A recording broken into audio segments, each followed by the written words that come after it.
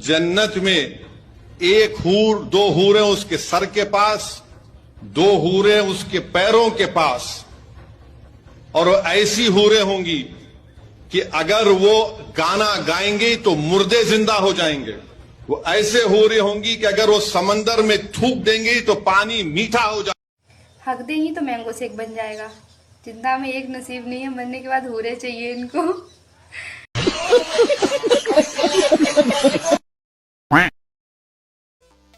जय श्री राम हमारे सनातन भाइयों और बहनों को स्वागत है आज के इस वीडियो में। यहाँ हम करते हैं बात उन विषयों की जो सीधे जुड़ते हैं राष्ट्र की सम्मान, धर्म की रक्षा और सनातन संस्कृति से। अगर आप भी मानते हैं कि भारत को जागरूक, आत्मनिर्भर और गौरवशाली बनाना हमारा कर्तव्य है तो जुड़े रहिए हमारे साथ आज के इस वीडियो में। इस वीडियो में कुछ राजनीतिक क्लिप्स, कुछ फनी क्लिप्स, कुछ रोस्ट क्लिप्स होने वाले हैं। वीडियो को अंत तक बने रहिए। चलिए आरंभ करते हैं। एक नंबर जो बूथ है केसरिया विधानसभा के, उसमें एक भी मुस्लिम घर नहीं है, एक भी मुस्लिम घर नहीं है, और वहाँ पर लगभग 35 से 40 वोट मुस्लिम का नाम है।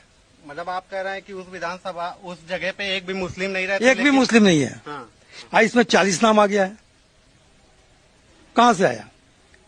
अब ये नाम छंट रहा है तो कुछ लोगों को तकलीफ हो रहा है। अभी जो सरकार काम कर रही है बिल्कुल जेन्युइन काम कर रही है। तो वो कैसे इतने सारे आप बता रहे हैं 35-40 मुस्लिमों के नाम बढ़े हैं, ये सब कैसे बढ़ जाता है? अब ये तो जो सरकार बताएगी, सरकार क्या बताए, व्यवस्था बताएगी पहले से कैसे नाम चलाया। आज देखिए कि जितना ये अगर फर्जी कुछ है, ये 90 का दशक का ही है। वो जब लालू अराबरी का जब शासन था तब का ही किया हुआ है, जो आज पूरा स्थिति खराब हुई है। अब इसका सुधार हो रहा है, देखिएगा बहुत अच्छा इसका रिजल्ट आएगा। कुछ नहीं, पंचर छाप से एक से लड़ा बैठी। और जब हम जैसे लोग समझाते थे, मना करते थे, तो हम जैसे लोगों को ब्लैंक लिस्ट में डालकर और हमें अंधभक्त बोलती थी। अब्दुल की दीवानी। अब अब्दुल ने इसका ऐसा बाजा बजाया है कि भूल गई एक्स जैसी बीमारी को। और बल्कि मैं तो ये कहूंगी कि ऐसी लड़कियों का यही हर्ष होना चाहिए, जो माँ बाप के और लोगों के समझाने पर नहीं समझती हैं, अपनी मर्जी से ये कार्य करती हैं और खुद अपने जाल में फंसती हैं। उनका बाजा इसी तरह बजना चाहिए जैसे इसका बजा है।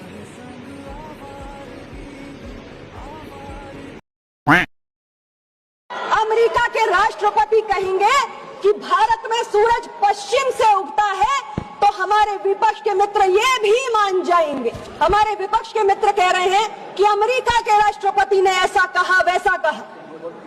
मुझे बहुत ताज्जुब होता है कि मेरे विपक्ष के मित्रों को अपने देश के प्रधानमंत्री क्या कह रहे हैं उस पर भरोसा नहीं है।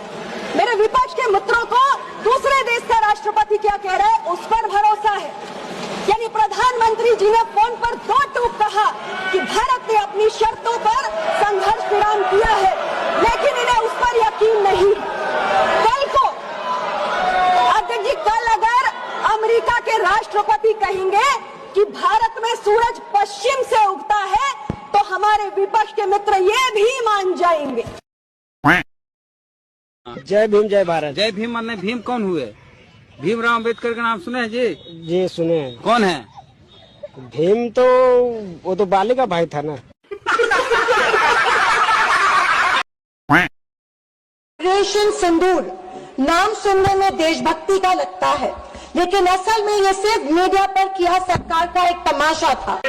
आदरणीय अध्यक्ष जी, एक बिल्कुल कांग्रेस के नए सदस्य, उनको तो क्षमा करनी चाहिए, नए सदस्य को क्या करेंगे, लेकिन कांग्रेस के आका जो उनको लिख करके देते हैं और उनसे बुलवाते हैं, खुद में हिम्मत नहीं है, उनसे बुलवाते हैं ऑपरेशन सिंदूर। ये तो तमाशा था। ये आतंकवादियों ने जिन 26 लोगों को मौत के घाट उतारा था ना, उस भयंकर पूर्व घटना पर ये तेजाब छिड़कने वाला पाप तमाशा कहते हो? आपकी सहमति हो सकती है? ये कांग्रेस के नेता बुलवाते हैं। जब तलवार उठेगी तो दुश्मन की अंतिम घड़ी होगी, क्योंकि राजपूत का वार और बजरंग बली का प्रहार कभी खाली नहीं जाता। जय श्री राम।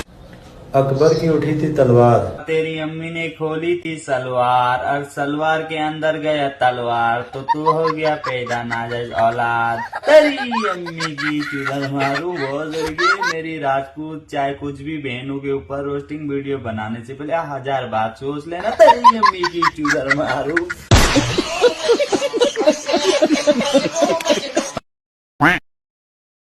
ओ शिट यार।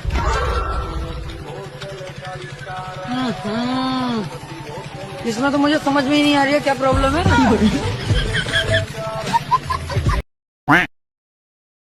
अखिलेश जी बैठ जाइए, मेरा पूरा जवाब सुनिए, आपका सब जवाब आ जाएगा।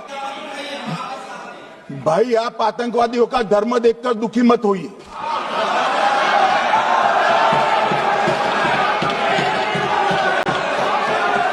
अखिलेश बैठ जाइए यार। कल ऑपरेशन सिंदूर की चर्चा के दौरान एक नेता ने छोटी मुंह ओछी बात कर दी, 50% दम दिखाने की बात कही। मैं तो यही कहूंगा, अगर 1971 की बात को लिया जाए तो बलिदान तो भारत की सेना ने दिया था, लेकिन आयरन लेडी किसी और को घोषित कर दिया। उस समय की प्रधानमंत्री श्रीमती इंदिरा गांधी जी ने, उन्होंने अमेरिकी राष्ट्रपति निक्सन को जो चिट्ठी लिखी, वो एक ऐसा लगता है कि उनके सामने की याचक गिड़गिड़ा रहा था। वो देश तय कर ले कि उस समय की सरकार आयरन थी कि आयरनी थी, आयरन थी कि इलास्टिक था, ये आप तय कर ले। श्रीमती इंदिरा गांधी जी ने चिट्ठी लिखी और ये चिट्ठी ने एक तरह से गिड़गिड़ाने का काम किया। आप देखिए वो लिखती हैं, क्या मैं महामहिम से अनुरोध कर सकती हूँ कि आप पाकिस्तान पर अपने प्रभाव का प्रयोग करें और भारत के विरुद्ध उनकी आक्रामक गतिविधियों को रोक सकें। ये उस समय की सेना पर क्या इंदिरा जी को विश्वास नहीं था या अपनी सरकार पर विश्वास नहीं था, जो अमेरिका के राष्ट्रपति के आगे हाथ फैलाकर और गिड़ा करने का काम कर रही थी? और मैं पूछना चाहता हूँ, उस समय दम दिखाया या भारत को बेदम करके दिखाया आपने? आपने कहा कि पाकिस्तान मैलेशियस प्रोपेगेंडा करता है, आज वही प्रोपेगेंडा आप पाकिस्तान के लिए कर रहे हैं। ये परिवार और पार्टी दंडवत और झुकने में माहिर है, इसलिए मैं कहना चाहता हूँ, आप कहते हैं 50%, अरे 50% जीरो का भी जीरो ही होता है। आप में जीरो दम था, हमारे प्रधानमंत्री ने करके दिखाया है और हमारी सेना ने भी पाकिस्तान को उचित जवाब देकर। Donald Trump has said 5 times, has said, sorry, 29 times, 29 times he said, 29 बार उन्होंने बोला कि भैया मैंने सीज फायर करवाया। अच्छा, अगर वो झूठ बोल रहे हैं तो अपने भाषण में यहाँ प्रधानमंत्री कह दें कि वो झूठ बोल रहे हैं। दुनिया के किसी भी नेता ने भारत के ऑपरेशन रोकने के लिए नहीं कहा।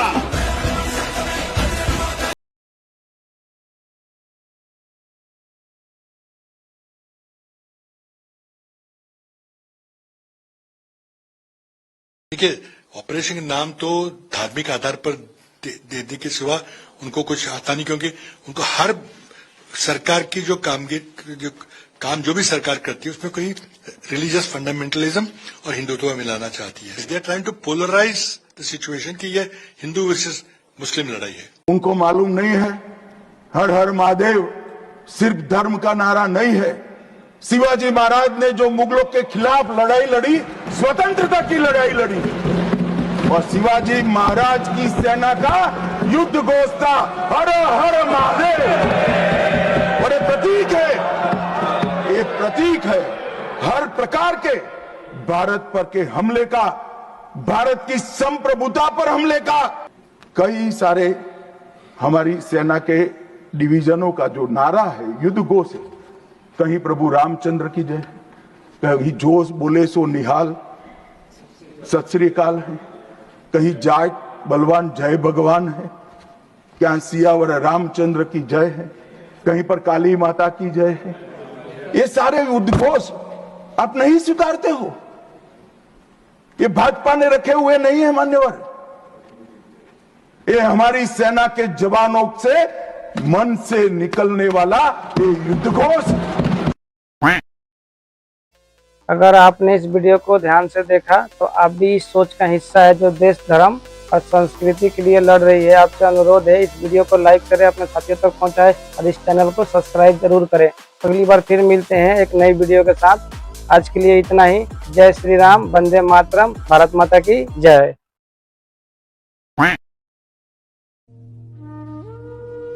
एक नवाजवादी नेता मस्जिदों में मीटिंग करता हुआ घूम रहा है, लेकिन अभी तक राम मंदिर नहीं गया।